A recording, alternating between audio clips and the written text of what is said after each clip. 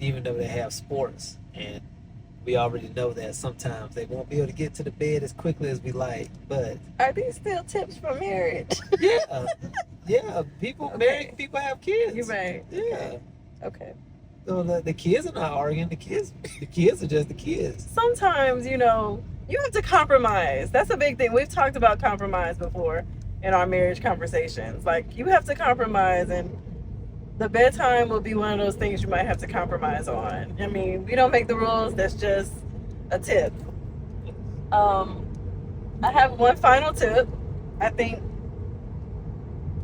this would be, beneficial for anybody that's getting married, that's been married a really long time.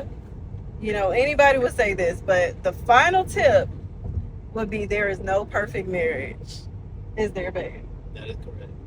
There's no perfect marriage. There's never going to be a perfect situation, a perfect, wedding day, a perfect anything, the kids going to school, what to eat on the table, things like nothing's going to be super perfect. So everything, you have to kind of just walk with God on, take, with a grain of salt and just keep it moving, keep it pushing, look towards the hills from where your help comes and keep it going because nothing's going to be perfect. That's right.